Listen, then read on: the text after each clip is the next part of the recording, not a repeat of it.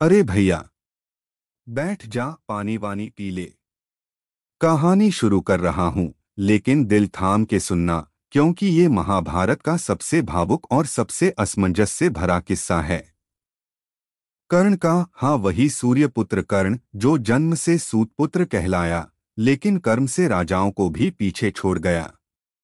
अब देखो, कर्ण के बारे में तो तुमने सुना ही होगा, लेकिन आज जो मैं सुनाने जा रहा हूँ वो है उसकी जिंदगी की सबसे कठिन घड़ी, जब धर्म और वफादारी के बीच फंसकर एक आदमी अपने ही अंत की ओर बढ़ता है। बात तब की है जब महाभारत युद्ध शुरू होने को था। पांडवों को अचानक ये पता चला कि कर्ण असल में उनका ही भाई है, कुंती का पुत्र, सूर्य का वरदान। अब कुंती जी बेचैन थीं। सोचो जरा, उनका एक बेटा पांडवों की तरफ है, बाकी सबके सब, और एक बेटा वही कर्ण, दुर्योधन का सबसे बड़ा साथी। कुंती पहुंची कर्ण के पास, और फिर जो संवाद हुआ ना, वो दिल तोड़ देने वाला था। कुंती बोली, बेटा तू मेरा खून है, मैं तुझे अपने भाइयों की तरफ देखना चाहती हूँ, वापस आ जा।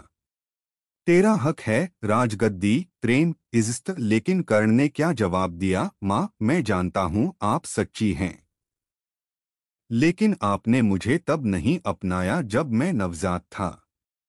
आपने मुझे बहा दिया एक बहते हुए पानी में।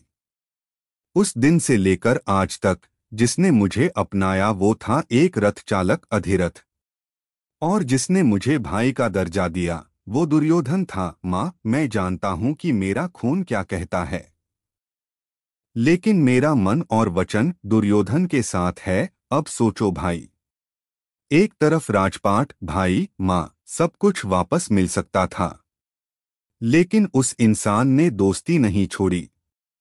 अब युद्ध हुआ, और कर्ण ने अर्जुन को हराने की कसम खाई थी, लेकिन युद्ध में किस्मत भी कोई चीज होती है।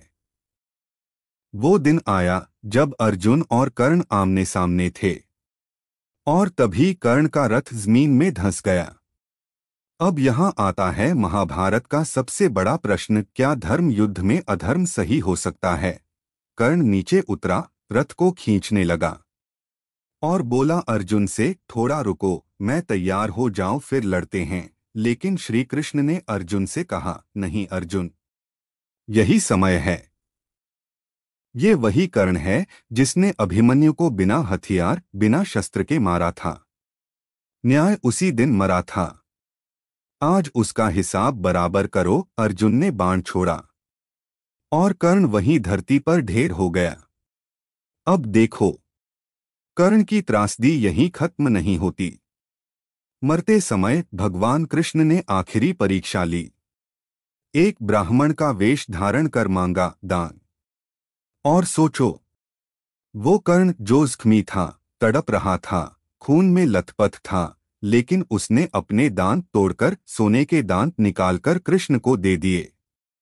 कहता है शरीर साथ छोड़ रहा है, लेकिन दान देने की मेरी आदत कभी नहीं जाएगी।